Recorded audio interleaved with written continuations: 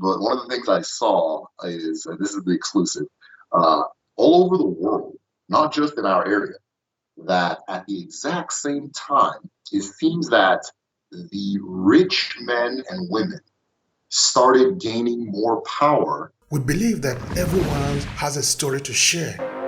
We believe in the power of storytelling in today's digital economy. Yes, we believe that our audience need to be touched at the level of emotion so we can better engage. What about you? Do you believe in storytelling as much as we do? Do you want to reach the hearts and minds of your audience? Then join us in our online training class, Storytelling for Content Creators and Digital Entrepreneurs. Come to obehi1food.com/storytelling and learn how to leverage your storytelling skills so you can earn more as a content creator and digital entrepreneur. Storytelling is a powerful instrument at our disposal. Let's explore it together. See you in the class.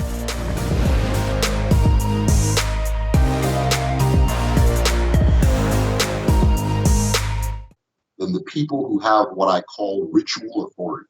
So these are kings, queens, priests, so on and so forth. All of a sudden, the people who had more money started gaining more power than the people who you were just because of culture supposed to acknowledge as the leader. And what you hear in the exact same period, this is when all these stories where there was a great chief in Benin and the Oba was doing this and they didn't agree and then he left and he settled here and left and settled there, left and settled there.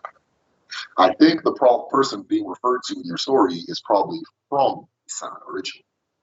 He went to Benin, maybe for business, maybe he was a chief or something like that, and they had a dispute, right? Because in this era, a lot of the men who were rich started becoming more powerful than the Oba, or started threatening his authority.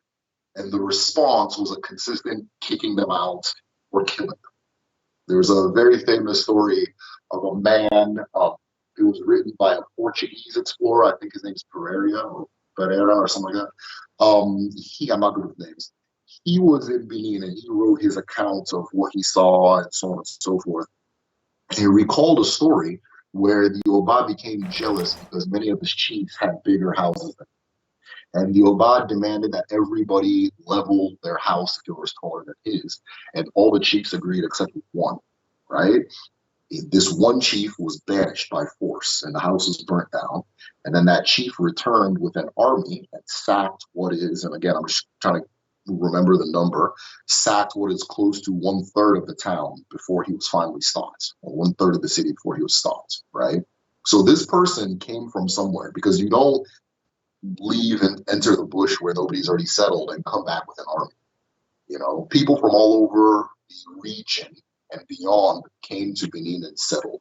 So I think the man you're referring to, or the man that they use to trace the origin of Isan and say that this is where you guys came from, he likely is like you and I, somebody who went abroad, right, and came back to his land. I don't think that he's the first in the culture, that kind of thing. Thank you for that. I just want to show you something here in the map. Okay, cool. This is Benin City. Yes. You see that Benin is almost a kind of a landlocked, no? Yeah. Now, this is the land of Esan. This is Uromi. You see something here now? This is River Niger. Yeah. If you enlarge this map again, you see that it actually tells you something here, no? All right, what I'm saying, what I want to just say there is that, of course, I'm not an archaeologist. I don't yet have any evidence to support that 3,000 years of history in Esan land compared to maybe what is in Benin, because at this time, there is nothing like the Empire of Benin yet, no? Because the Empire of Benin is something that came out much, much later now. So this requires a lot of work, you know, to really dig out the story. In fact, one of these, the opinion I was having is that probably this migration of people, of course, we didn't come out from the Atlantic Ocean. We came out probably through the river. And the river, you need to get to Esan before you can get to Benin. If you are maybe looking at it, like maybe you are going towards Lagos now or towards the south of Africa. So if we were to maybe go back to the ancient Silk Road, if we want to say where are we coming from, it begin to make sense now that the people from the Sahara Desert coming down towards the south, they probably, if they follow the river, because usually people migration follow through the river, they most probably have settled in this land. But of course, again, it requires a lot of work to be able to dig it out. Who are these people? Where did they came from? Who did they mingle with? What did they do and all that? But I'm just like putting it out there because what you say make a lot of sense and it is very important, very interesting, which is the language that we are talking about today. Um, how do language actually evolve? Because now people move, no? What we understand from Africa is a complex society, Also a piece of land. This is where humanity was born.